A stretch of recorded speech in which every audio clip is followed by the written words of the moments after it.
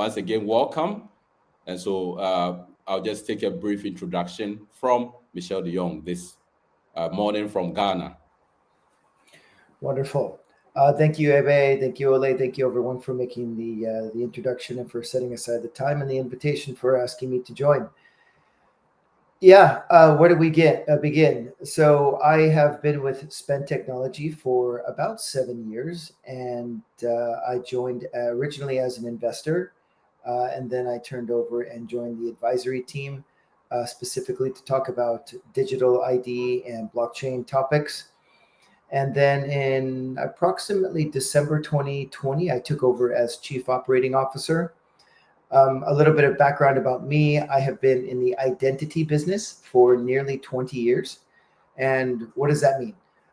So I've been designing, manufacturing ID products of all types: passports, ID cards, driver's licenses, biometric components, these kinds of things to elevate very traditional paper-based kind of ID products and bring them up into the 21st century, add some security on top of that.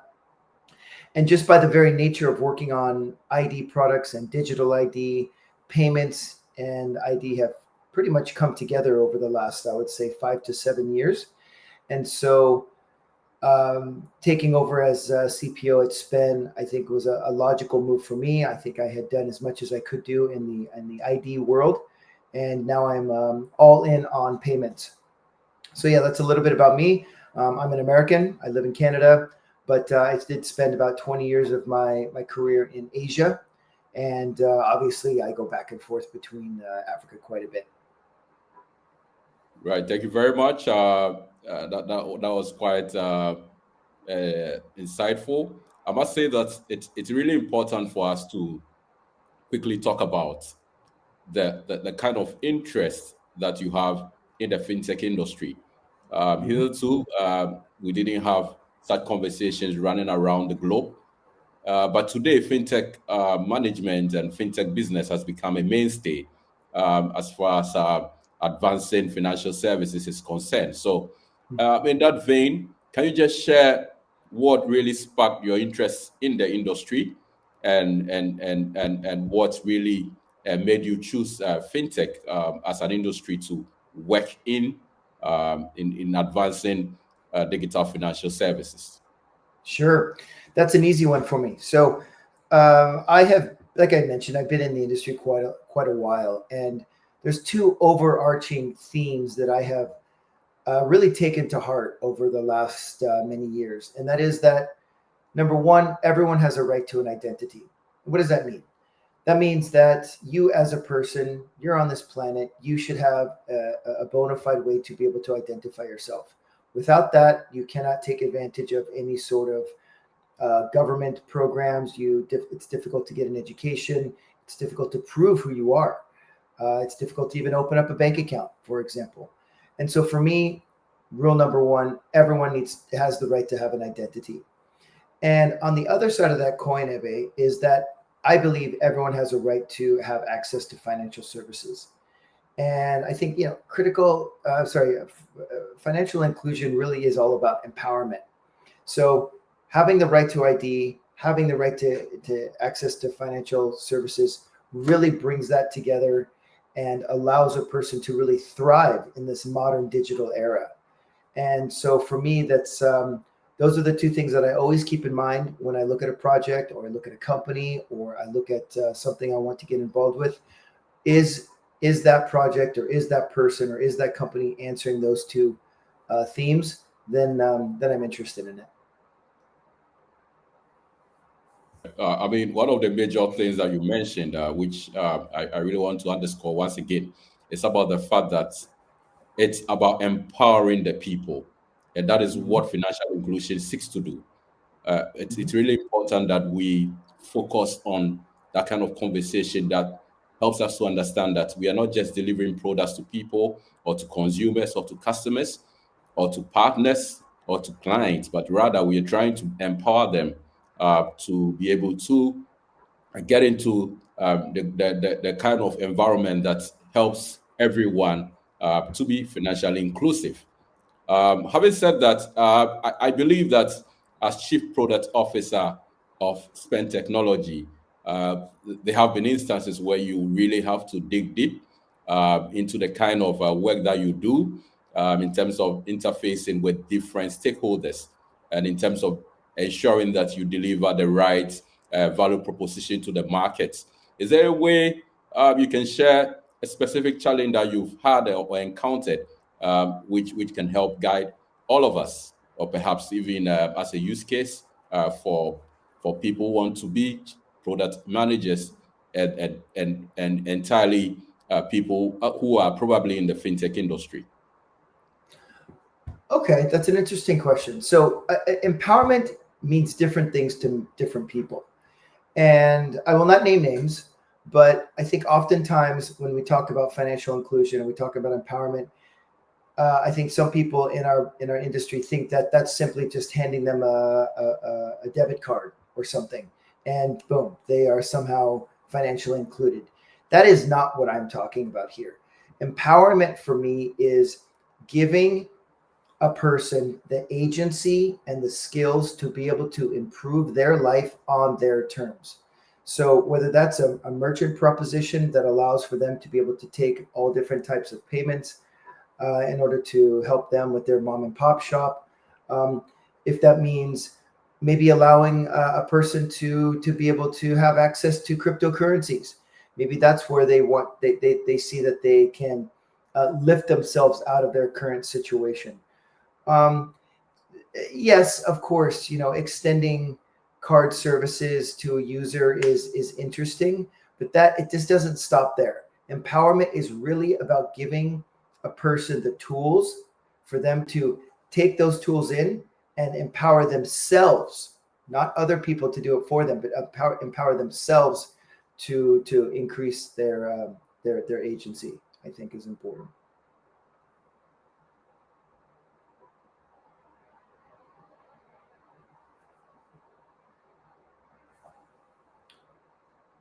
Something that has become quite topical in the markets that you operate in.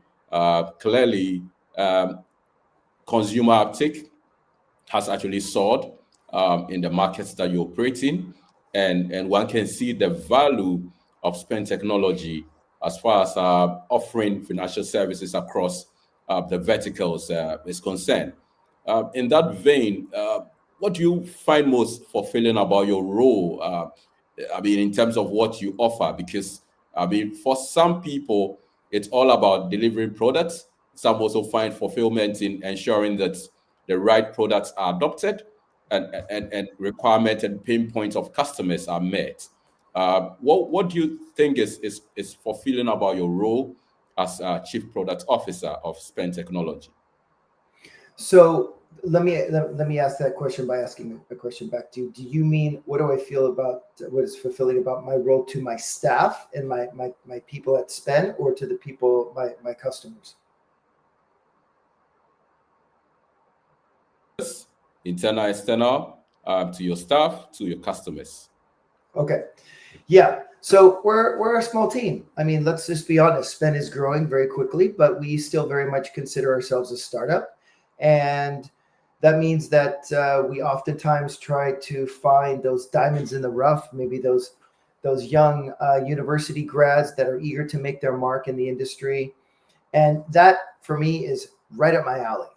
I love taking a fresh uni grad that maybe doesn't have a lot of experience, but they have talent, they have the drive, and I love to give them the skills and the tools for them to be able to really turn into something special. Going from, maybe someone who's never left their home country, for example, and then with training and getting them involved in projects and getting them involved with some of the things that we're doing, now they're traveling abroad and they're going to some of our other markets, and maybe they have a team underneath them. So that for me is really fulfilling, to be able to watch my staff go from where they start off to really becoming a true fintech or a type of professional in our industry. So that's like the internal part. The external part, it's been gosh, where do I even begin? I mean, I could give you so many examples, but I'll give you one. We started a loan product in Rwanda in 2022.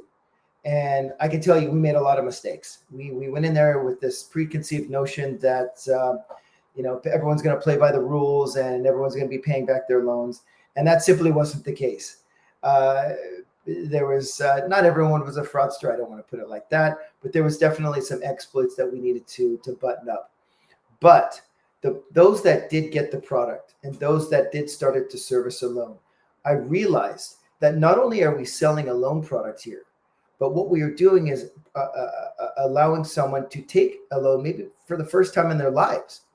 And so to be able to work with someone, to see their history, their transaction history, they're doing what they need to do on the app, and give them a small loan for the first time, and then to be able to teach them and show them how to service a loan.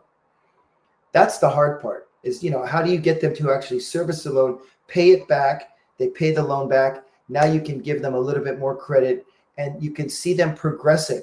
So now they go from maybe they've got a flat tire in their car one day and they need some emergency cash to maybe 6 months, 1 year down the road, they can take a loan out because they want to pay for their children's education. And the only reason that we were able to get there is because we work with them and we were able to make sure that they understand what it means to pay back a loan on regular intervals. And now their credit is stellar. I think for me, that's the kind of thing that I really get a lot of fulfillment out, is working with our customers to really get them involved in into financial services. Right, right. Involvement is important, and customer engagement is really important. Really driving down to the very bottom of customer needs and addressing pain points as well. Just to add up, is there anybody in particular who has influenced your career as a mentor in the space of your work role? Yeah, I'm really lucky, Ebe. I've had about 3 or 4 mentors in the course of my career that have, let's call it tough love, gotten me through and given me the right feedback and guided me in a way in which I now conduct myself. Um, Even little things like writing an email, writing a professional email, or how to deal with a customer, how to approach a certain problem. I would not be the person that I am today had I not had those 4 mentors that I've had in the last 25 years who have, brought me back into the fold, seen that I've maybe done something in terms of maybe giving a presentation where I could have been more direct. I could have presented something in a different way, or designed a product a certain way, maybe take a much more focused approach. So I am nothing without those mentors. And I do like to extend that to my staff that I do have. My turnover is incredible. My turnover is very low. Not many people actually leave my teams, which is, I think, a testament to how I manage my teams. But also, I love to coach my team. I love to be able to take them through. Maybe they show an interest in project management. We take them, we introduce them to like agile principles, and we bring them all the way through to being, certified agile professionals, and they're able to manage projects on their own.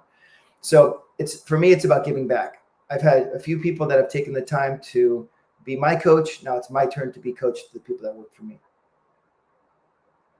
Right, right, right, right, right. That's great. If you're just joining us, this is Fintech podcast under the auspices of Financial Inclusion Africa and Fintech Magazine Africa. And today, our guest is Michelle De Jong, Chief Product Officer of SPENN Technology. And if you're just joining us, I'm sure you've just missed a lot. However, we have more coming up in terms of the conversations that we are having. Uh, Mitch, let me ask. Today, fintech verticals are expanding across board. We have Lentech coming up strongly, InsurTech, FemTech, WealthTech, AgriTech, HealthTech. I mean, the industry is buzzing with a lot of verve, and everyone is gravitating towards what the industry will offer in terms of what propositions can be offered to customers. In that vein, a lot of people really want to enter into the fintech space, and a lot of startups are also evolving, especially in our part of the world. Um, what kind of advice will you give to such professionals or aspiring professionals who want to take up leadership roles, especially in the fintech industry? Whew, that's a big one. So yeah, to take up a leadership role or to take on their own company. What Well, do you? their own company, and then also with leadership roles. Okay. So what I have seen evolve over the last few years, particularly in the Africa fintech space, is that I think too many companies try to do too many things. And we have a saying in SPENN: keep the main thing the main thing. Focus on what it is that we intended to design, develop, and deploy, and make sure we get that right. And then we can look around and what are the adjacent value adds that we can put on top of that. So we made a pivot a few years ago towards really looking at ourselves as a kind of super wallet, meaning you wake up in the morning, you crack open your SPENN app, and you ask yourself, what do I want to do with my money today? Do I want to send money to my grandmother up country? Do I want to send some funds to my friend in maybe another SPENN market that has SPENN? Do I want to buy that proverbial cup of coffee? Do I want to take a loan? For us, it's all about giving as many services we can to our users so that they can make the decision for themselves what they want to do. And that was quite a big pivot for us, to be honest, Debit, because what we've seen is there are companies in Africa that are doing things very well, whether that's doing providing loan services or providing SACO savings or cross-border remittance, whatever it may be.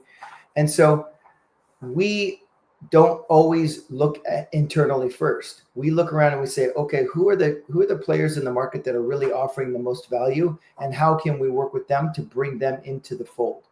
So I would say, to answer your question, going back to the leadership, really make sure you understand what it is you're trying to accomplish, because so often you're going to get distracted. You're going to get an opportunity to work on something over there. Maybe that's customized and maybe it's a little bit off of what your product strategy is. You're going to get somebody over here saying, I think maybe you should try this. As I said, keep the main thing the main thing. Stick with that, and you've got a fighting chance. Main thing is really important, and I'm sure uh, that is something that everybody within the space will have to look at when it comes to alleviating customer pain points in the delivery of products and services. Thank you so much for that point. Uh, Innovation is key in the delivery of products, and continuous improvement is what guides digital financial services delivery. In that vein, uh, in terms of innovation and compliance management, how are you able to achieve that? Because I mean, oftentimes there are instances where products are, are championed or launched, and then you'll find that regulation also speaks a different kind of language, and therefore there's no convergence in terms of what it is that must be done, and sometimes the industry has actually leapfrogged competition, and so how are you able to get that clear balance between innovation and regulatory compliance as a company?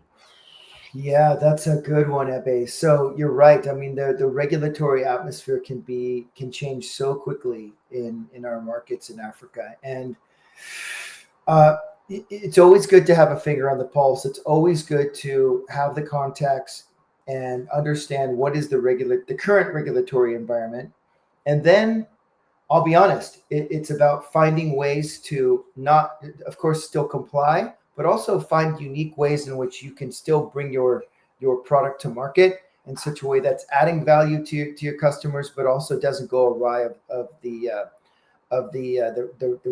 regulations.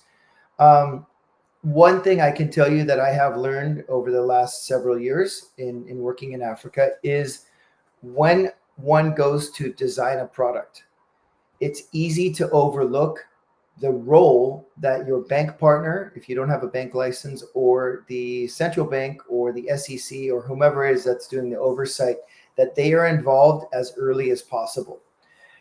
Because typically that could be your highest critical path item.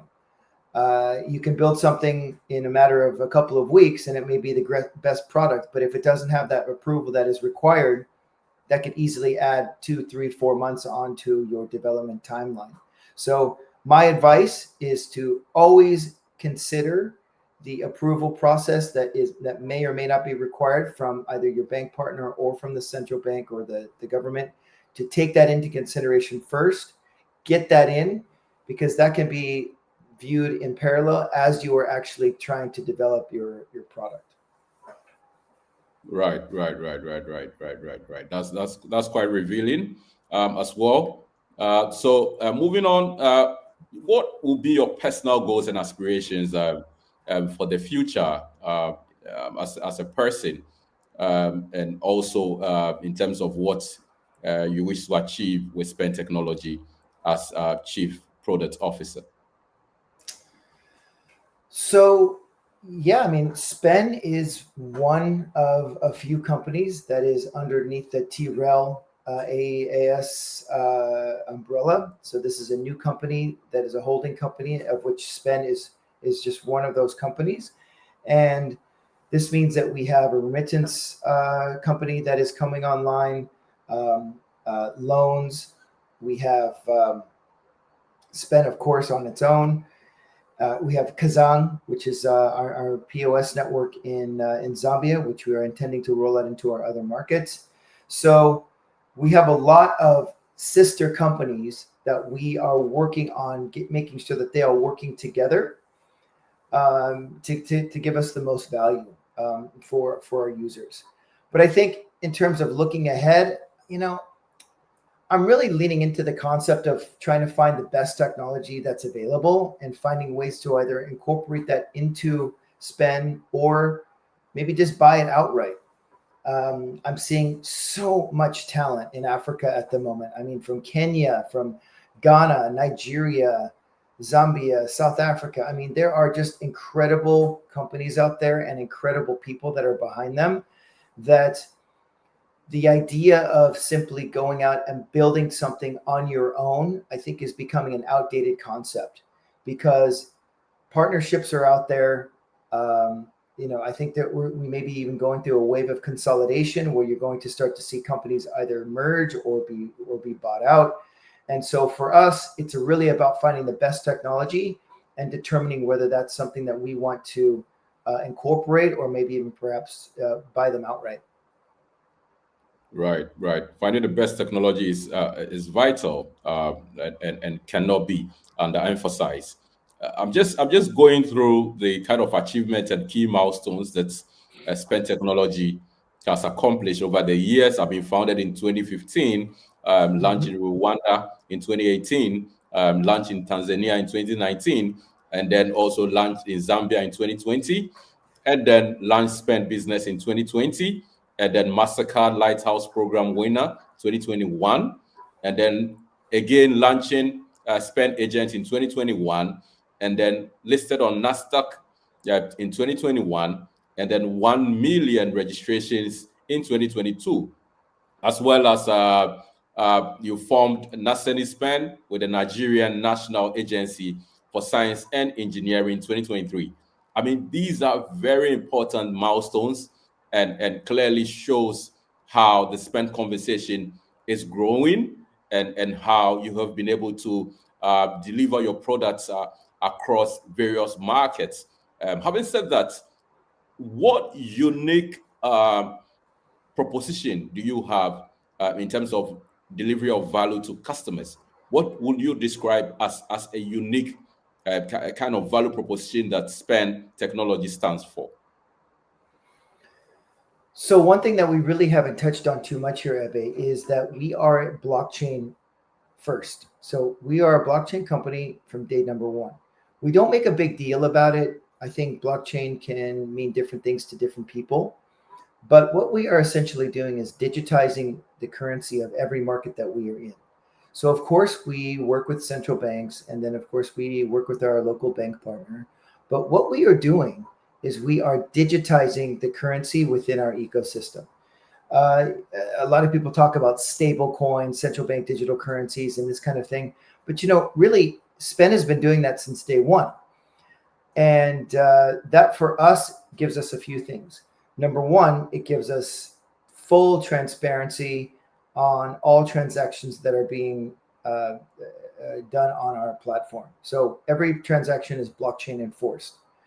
And number two, when you digitize a currency like that, you're essentially making it cost free to be able to move funds from one SPENN wallet to another. So within our ecosystem, for example, let's say in Rwanda.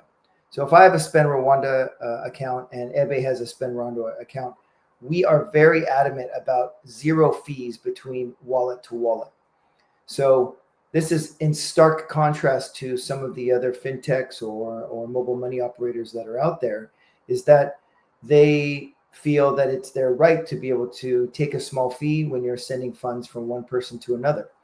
And if I was to see you on a street corner, Ebe, and I catch up with you and I owe you, I don't know, 100 shilling or 100 francs or whatever it may be, what lands in your hand should be the exact same amount that leaves my hand. And this is a fundamental right that we try to extend to all of our users, is that peer-to-peer payments should be free. Just like if I'm to hand someone a note or a paper note, that is free. No one jumps out and takes 5 cents here, 10 cents there. So I think our value add in our markets is we are adamantly for never charging for peer-to-peer payments, and that is something that we intend to never change. So I think that is one of the key value adds that we have. Is that's of course you can have other fees at other places. I mean, we're not an NGO, we're not the Red Cross, we're not here to not make money, but we think from a peer-to-peer point of view that that should be a free service. Right. Peer-to-peer service being free, I think it's a great, great, great, great proposition and a unique selling proposition that SPENN offers. I've always had the mindset that such transactions will actually help capture the market and will help in terms of market share increase, as well as even share of wallets increase. Because, I mean, certainly what will happen is that once consumers have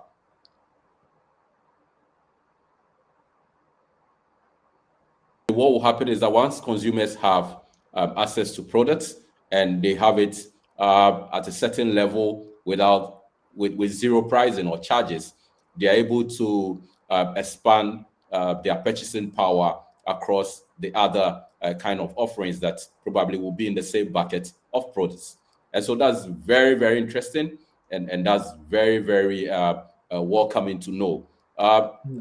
In terms of digital.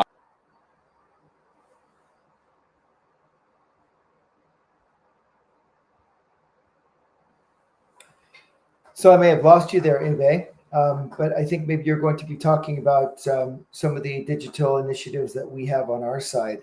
And I think I've already reiterated that at one point. For us, this is about adding more features on our platform. Assets. When I say That that, is I'm that is really talking actually about our one of the consumer app. major.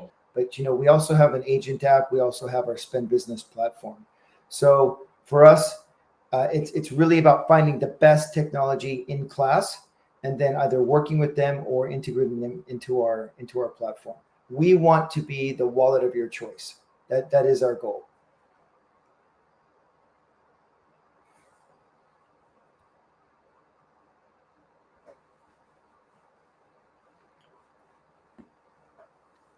And I think I'd like to just further extend that and maybe talk a little bit about the innovation play that we're looking at and how we're looking to increase, drive growth, drive sustainability onto spend.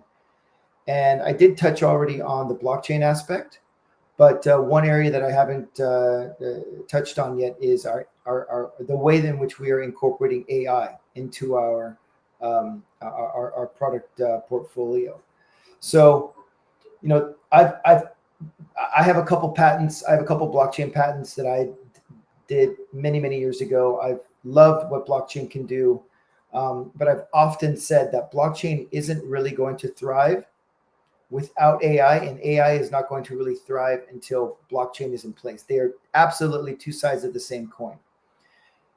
What can AI do really well? AI can create content. It can actually copy content. It can get around a lot of the copyright laws that we have, and that's not a good thing. But what blockchain can do is it can attest to the realness and the immutable nature of that thing that it is attesting to.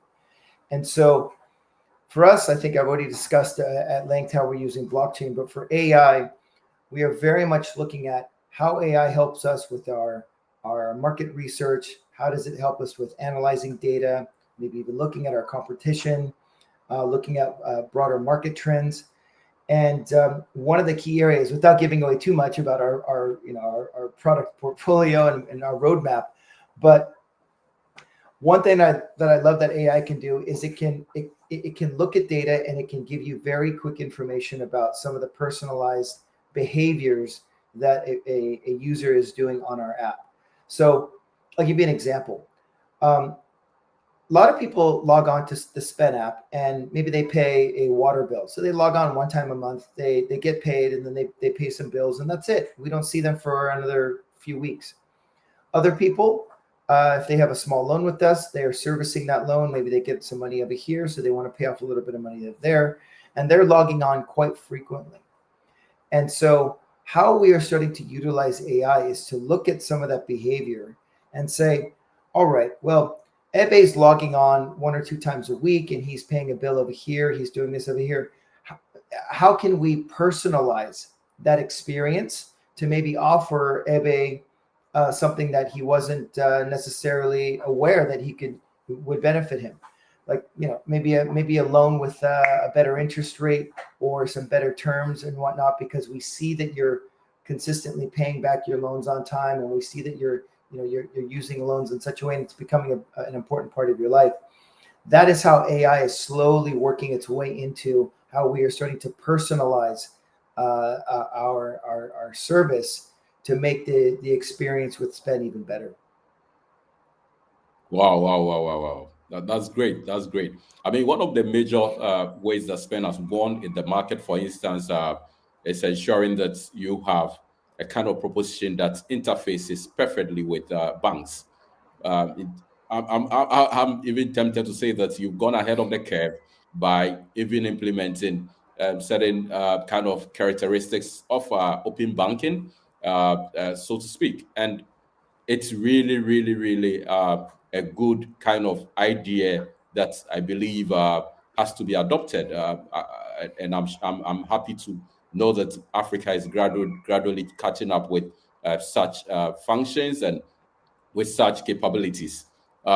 Is there any way you can actually share such a story or case study as well that demonstrates the positive outcomes of SPENN technology initiatives? Excuse me. Yeah, I certainly can. So one area that we are really looking into over the last year or so is how can we extend our services for government applications, whether that's a ministry, a department, or an agency. Um, Governments, there's inefficiencies in governments, as we know this, and whether that's doing maybe a social intervention disbursement, or maybe that's doing teacher salaries, whatever it may be. But what we see is that governments are becoming more receptive to looking at fintechs and what they offer and incorporating that into their own kind of product suite to increase the value of what they're offering the citizens. Um, I'll give just a quick example. We partnered with the National Agency for Science and Engineering in Nigeria. And when I say partner, we've actually created a joint venture. So we have a new company in Nigeria that is called Naseni SPENN. And that is a combination between both SPENN and Naseni to deliver SPENN products to ministries, department, and agencies in Nigeria.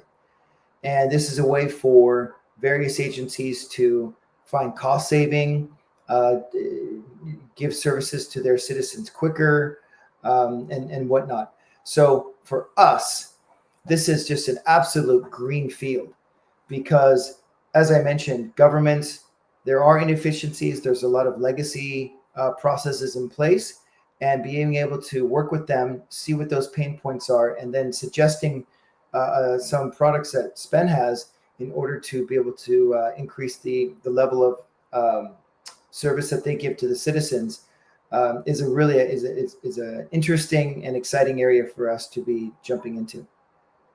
Right. Uh, in terms of user experience as well, Mitch, how are you able to develop products with that specific kind of requirement in mind, in order to meet consumer um, requirements and also ensure customer satisfaction as an entity? Whew. Okay, so Africa is a high touch environment.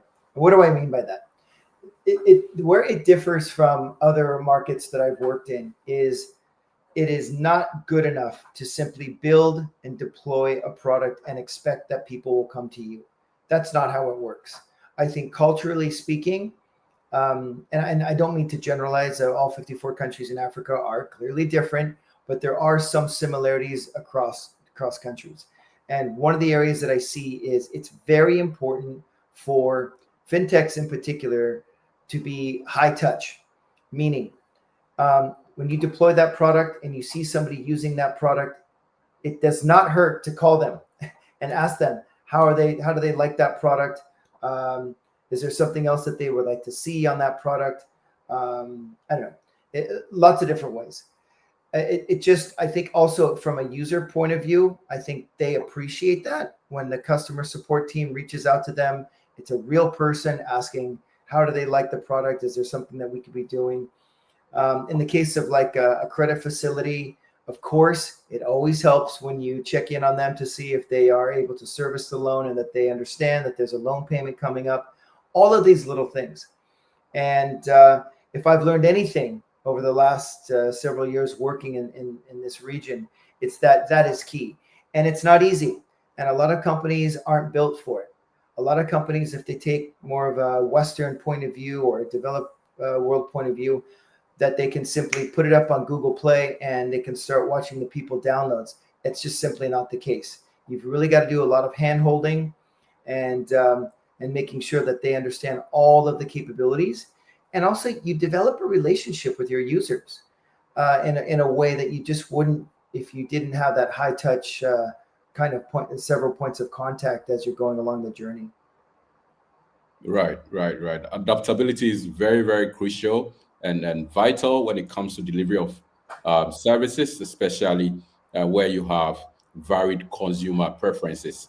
Yeah. How does SPENN technology collaborate with other stakeholders, such as government agencies or financial institutions, to achieve its objectives? I'm sure you've touched on some of these pointers earlier on, but just to zero in, how are you able to get that kind of objective achieved in terms of collaboration with stakeholders? So if you're talking specifically about government stakeholders, was that the question? Yeah. Yeah. Yes, government Um, stakeholders as well as financial well, institutions. okay. So when it comes to governments, they talk. They get together, delegates get together, they have their own conferences. They are talking about what is working and what is not working in their countries. And fortunately for us, we've had the opportunity to work very closely with the Central Bank of Nigeria and work with the National Agency for Science and Engineering. And so these are major ministries within the government. And so you kind of you start to see almost like a domino effect where it's found out that, oh, SPENN is working with the Central Bank of Nigeria. Oh, SPENN is working with the National Agency for Science and Engineering. Maybe they can do the same thing for us. So I don't want this to come across the wrong way, but we have to actively fend off requests from other governments because we simply don't have the bandwidth to do everything all at once. But and I think that's a good sign. That means we're doing what we're supposed to be doing. We're adding value to the governments. But when we have adjacent countries around Nigeria knocking on our door saying, would you mind doing the same thing you're doing in Nigeria, but do you think that you could do it over here?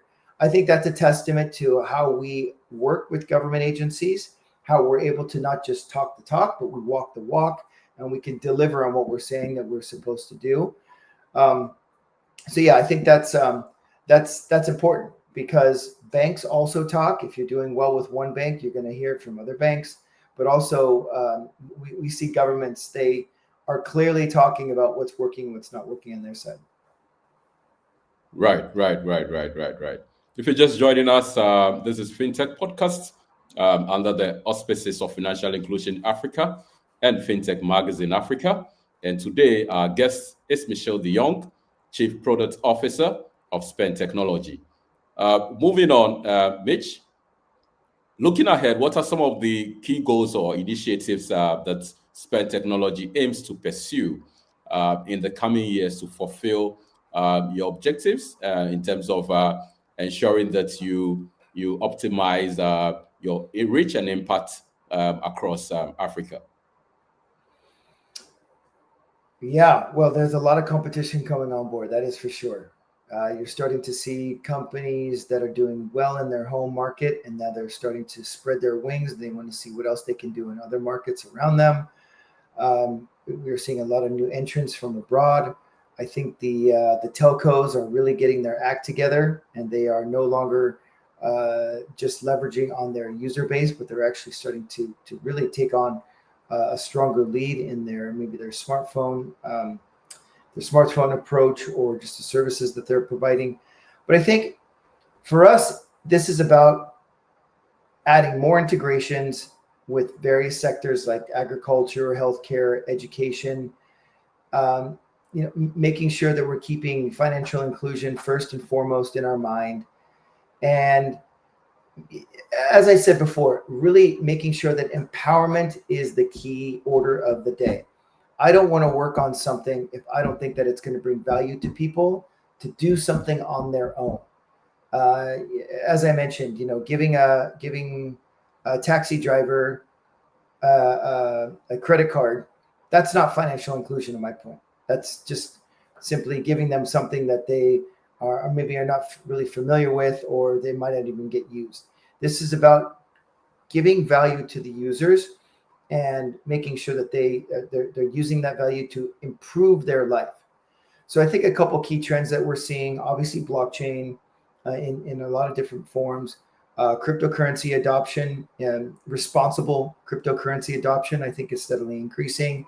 And I think we're going to really start to see a lot more cross-border crypto for cross-border adoption. I'm sorry, cross-border payments, remittances, and also currency hedging, which a lot of people don't talk about, but allowing users to be able to hold more currencies than just their local currency. This is really something that we're looking at. Yeah, Africans are traveling. A lot of more people are going. They want to go to maybe a country that's next door to theirs. They want to go see other parts of Africa, and they want to have that ability to be able to hold multiple currencies in their app. And I think that's definitely a trend that we're seeing. As I mentioned previously, I think we're seeing a bigger push on personalization, which using AI to really drill down and make a product that is very specific to our users. And as I mentioned before, I think we're going to see a lot more consolidation. I think there's a lot of companies out there, and not all of them are doing very well. And I think, but they could have very good technologies. So I think over the next year, 2, 3 years, we're going to start seeing some consolidation happening, where we're going to see some mergers, consolidation, and whatnot. Great, great, great, great, great, great, great. Uh, I mean, having said that, is it also possible to just give us some kind of hints about any upcoming projects or partnerships that SPENN Technology is particularly excited about as an entity? Sure. So, without giving away too much, I think it's important that we make it clear that remittances and cross-border transfers are and payments are at the forefront of what we're trying to expand to. We have the user base in our markets, and the feedback is clear. I mean, I did mention it earlier, but I think we have upwards of 13, 14, 15 different channels in which a SPENN user can reach out to us and give us their feedback. And we take that feedback very seriously. I mean, we look at this consistently. We're looking at the reviews. We're looking at the NPS. We're looking at what are the markets telling us. And the markets are very clearly telling us that they want remittances. They want to make it as cheap and as fast and reliable as possible.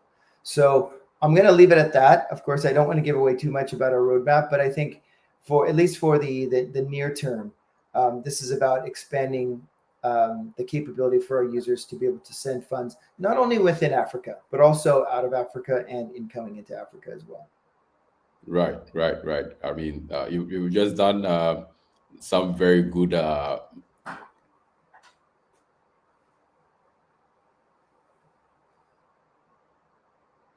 Yeah, I mean, of course, Ebe, I can't give away too much, but I think it's pretty obvious that's a trend in the market. And what I love about Africa in general is the openness to try new technology. And this is what makes it so fun to be in the fintech space here is you can try stuff. You can try stuff to see if that it works. If it doesn't work, that's okay. We have a saying in SPENN, action makes information. And that action may point you in the direction that says that doesn't work. Well, okay, but that's something we didn't know before we did that. So for us, it's very much all about action equals information. But what we do love is that we can try something, and if it doesn't work, that's okay. We learned something, we can move on. And I think this is not necessarily the case in some other markets where you're very apprehensive about launching new things because you're not so sure if it's going to be adopted or not. But at least in the markets that we're operating in, we have no problem trying something out and seeing if our users like it or not. Wow, thank you so much, Mitch. Finally, um, just to get this as well as an insight, what do you think are the key trends that will dominate the fintech landscape in Africa? You've already touched on a few, and that is well acknowledged. But just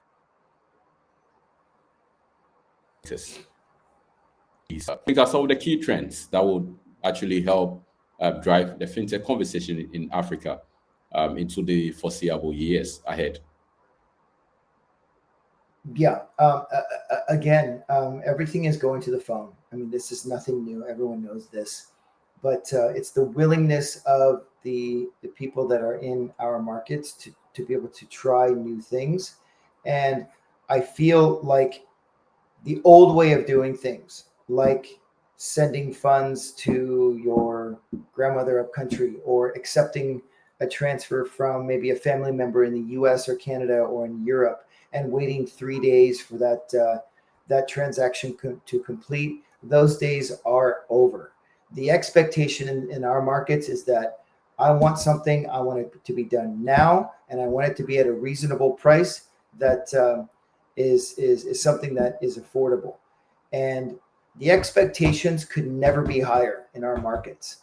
It is no longer this idea of trying to bank the unbanked. I think this is an antiquated term. I wanted to be very clear about this, Ebe, is I feel like this notion of banking the unbanked, of course, that is important. Do not get me wrong. We want to make sure that if you want to make that transition from never having a bank account to having a bank account, we want to be there. But what we are increasingly seeing is that a lot of people have wallets, maybe on a telco or this or M-Pesa that. That very much for them satisfies the requirement of having a bank account. And so the trend is clear. Now we are moving into more of an era of maybe underbanked, not necessarily unbanked, but underbanked, where their current service provider is not giving them everything that they need, but their expectations are so high now that they expect the service that they get from their wallet provider to be world class. And I think that for me was one of the biggest learnings or kind of discoveries over the last few years is that Africans in general, I mean, I know I don't want to be too general here, but let's say the users in our markets, their expectations have never been higher. They want good products that work, that are reliable, and that are reasonably priced. And so for us at SPENN, we need to be very cognizant of that our the expectations of our customers is increasing daily. Expectation is increasing daily. Thank you so much, Michelle De Young, Chief Product Officer of SPENN Technology. And so, viewers, this brings us to the end of a very interesting conversation. And I'm sure as we go along, we may probably want to catch up with latest trends and also topical conversations in relation to fintech and financial inclusion Africa. Please do well to follow our platform on LinkedIn, on X, on Instagram as well. So, Michelle De Young, thank you so much. Any final remarks? So we wrap up.